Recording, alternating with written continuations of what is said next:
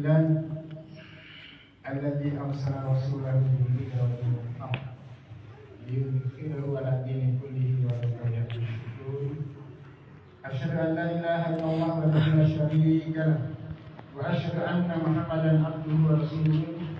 اللهم صل على محمد وعلى آله وصحبه ومن تبعهم بإحسان إلى يوم القيامة. Yang dimuliakan Allah Subhanahu wa taala, pengasuh Rumah Quran Al-Mustaqim Saladio,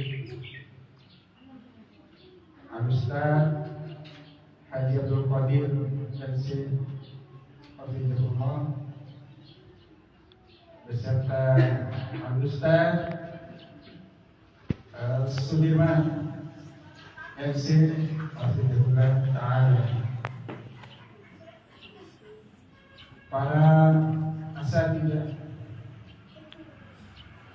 bapak-bapak dan ibu-ibu yang insyaallah dirahmati oleh Allah Subhanahu wa taala, dan anak-anakku yang insyaallah dicintai Allah dan menjadi penerus yang akan mengembalikan Bima yang telah diberkahi oleh Allah Subhanahu wa taala dengan syariat Islam.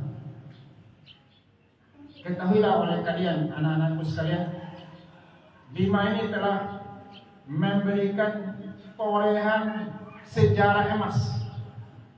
Telah ditulis oleh seorang penulis Belanda yang bernama Dr. Peter Kreij di dalam bukunya Sejarah Perang Jawa. Ketika menjelaskan ternyata Pangeran Diponegoro itu berasal dari darah Bima. Beliau menyatakan bahwa, dan ini dikutip kembali oleh Pak Abdullah Taib dalam bukunya Sejarah Bima Bojo. Beliau mengatakan bahwa ada satu kesultanan di Indonesia bagian timur yang memegang syariat Islam. Ini orang Belanda yang menulis. Dan seorang ulama besar di Asia Tenggara, yaitu Profesor Dr. Hamka, juga menyatakan kalau ingin belajar Islam, pergilah ke Bima. Dan setelah kita lihat keadaan sejarah kehidupan Bima sampai ketika kami masih kecil, ya, SD dulu, masih ada sisa-sisanya. Perempuan belum begitu bebas bertemu dengan laki-laki seperti sekarang. Wara jompa koi masih ese jompa memonet awat ilo eta ani. Kemudian masih wara ribu sampai ribu bidan. Di Indonesia mungkin hanya di Bima yang punya ribu bidan. Sekarang sadar. Kemudian di Bima ini wati si sembean nabi silence tahu di silence lawa kasih. Benar-benar melaksanakan ayat Allah dan hadis Rasulullah SAW. Begitu juga pembagian warisan, mengarahkan daerah-daerah lain yang termasuk daerah sumber dari Islam, dari Bima. Seperti Minangkabau. Minangkabau pembagian warisannya tidak seperti syariat Islam. Di Bima benar-benar seperti syariat Islam. Mamone selembat masih sesuatu. Syariat Islam berjalan benar di Bima. Bojo mengkoi anak doa. Maka bersyukurlah kita telah dilahirkan oleh Allah Subhanahu wa taala di tanah yang diberkahi. diberkahi karena Islam, diberkahi karena sunnah Rasulullah. Maka pada kesempatan ini saya ingin menyampaikan sedikit supaya di dalam perjalanan kita mengembalikan kejayaan dan keberkahan negeri Bima ini, kota dan kabupaten, kita bisa saling memahami dalam perbedaan. Contoh, mau warga hukum bidang. Ternyata dulu memang ulama-ulama di Bima banyak berpaham mazhab Syafi'i.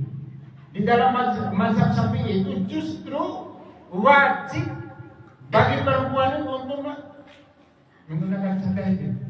Itu di mazhab Syafi'i. Maka sekali lagi mari kita bersyukur kepada Allah Subhanahu wa taala.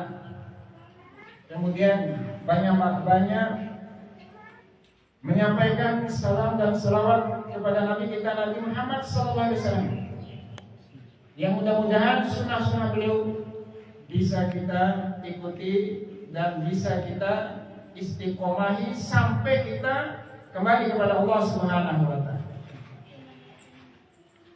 Kemudian selanjutnya, alhamdulillah kita bersyukur pula di zaman dan di era yang sangat berat seperti ini, banyak pondok-pondok yang besar, pondok-pondok yang maju. Saya mendapatkan keterangan dari Ananda Umar bin Asli kemarin. Ternyata di Jawa ada bahkan banyak pondok-pondok yang maju dulu, pondok yang hebat sudah tutup sekarang karena tidak ada santri. Tetapi RK Al-Mustaqim sampai tahun ini sudah 10 tahun mungkin saja, 10 tahun pas dengan angkatan yang ke-8 wisudanya masih ada dan masih eksis. Ini sangat luar biasa. Allah Subhanahu wa taala memberikan semangat kepada kita. Kam min fi'atin qalilatin ghalabat fi'atan katsira. Berapa banyak kelompok yang jumlahnya sedikit tetapi mengalahkan kelompok yang jumlahnya banyak. Nah, di pondok justru jumlah yang sedikit ini akan menjadi kesempatan yang sangat besar bagi santri untuk mendapatkan pembinaan yang lebih baik. Karena sedikit yang diurus.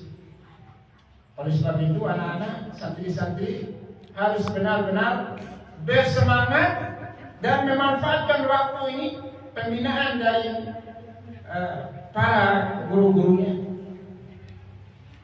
sehingga mendapatkan syarat menjadi orang-orang yang nanti mudah-mudahan menjadi ulama, kemudian menjadi para pejuang seperti orang-orang dulu, ya.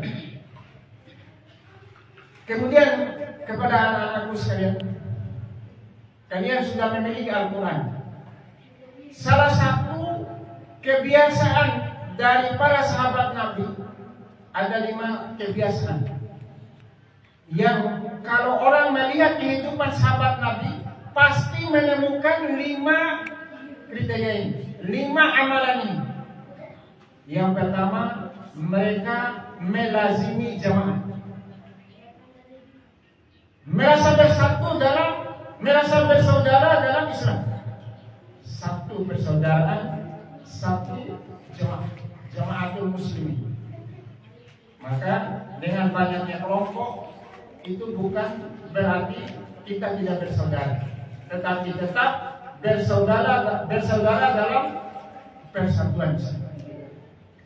Maka anak-anakku sekalian, jadilah kalian menjadi ulama-ulama yang membangun jemaah ini, persaudaraan Islam. Innamal mu'minuna ikhwatun. Kemudian yang kedua, para sahabat Nabi betul-betul melaksanakan sunnah Rasulullah. Apa yang dicontohkan oleh Rasulullah itu yang dilaksanakan. Jangan hanya di pondok. Pulang pondok, apakah libur atau apa, tetap melaksanakan sunnah Rasulullah. Kemudian yang ketiga, kebiasaan sahabat yang umum yang ada pada semua sahabat, yaitu memakmurkan masjid. Anak-anakku sekalian, ini yang sudah miris kita. Anak-anak seperti kalian sudah jarang kita lihat di masjid. Sudah sangat sedikit, terutama di pelosok-pelosok desa. Kita turun semua Jumat, sedikit sekali yang anak-anak. Maka pesan kita kepada para orang tua, kepada orang-orang dewasa, saudara-saudara kami semuslim di Bima ini, kota dan kabupaten, aina hari-hari anak ngangon anak lega melos bela ke sini ngarai bulan. Aina fijan, aina tulang, kalian buat yang mau akan hari-hari. Sebab ngamo setahun nggak seadake karena memang waktu kabupaten ahon dan parari ibadah. Pada kesabaran mereka menjaga mereka, membiasakan mereka di masjid, maka 5-10 tahun ke depan mereka lah yang akan menggantikan. Karena sholat inilah yang bisa menjaga seseorang dari perbuatan keji dan munkar. Waktu sembiare lebat lalu konen luang, konen hafal Quran 30 juz. Waktu sembiare batal Quran. Waktu orang jaga waktu ini dari larangan-larangan Allah Subhanahu. Kemudian yang keempat, para sahabat selalu membaca Quran. Maka membaca Quran bukan hanya menyentuhkan di pondok anak-anak, harus dijaga betul, murajaat terus. Kemudian di kampung kalian menjadi imam-imam sholat di kampung, maka akan terjaga Qurannya dan juga terjaga motivasi kalian. Kemudian yang kelima, para sahabat sama, mereka berjihad fi sabilillah. Karena akan menjaga kemuliaan kaum muslimin dan Islam.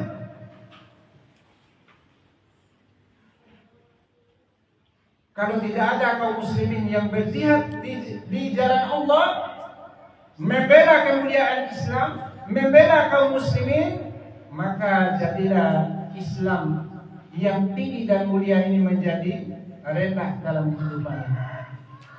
Jadilah kaum muslimin yang dimuliakan oleh Allah, sebaik-baik makhluk yang diciptakan oleh Allah menjadi sejelek-jelek makhluk yang diciptakan oleh Allah di muka bumi.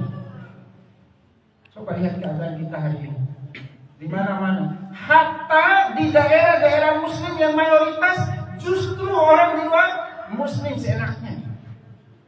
Nah bisa pelewala untuk Islam, padahal do Islam tahu kampung, do Islam orang lagi. Bahwa kebiasaan sahabat berjihad di jalan Allah Subhanahu. Kemudian terakhir kami sampaikan kepada anak-anak sekalian dan kepada para pemimpin atau pengasuh pondok pesantren.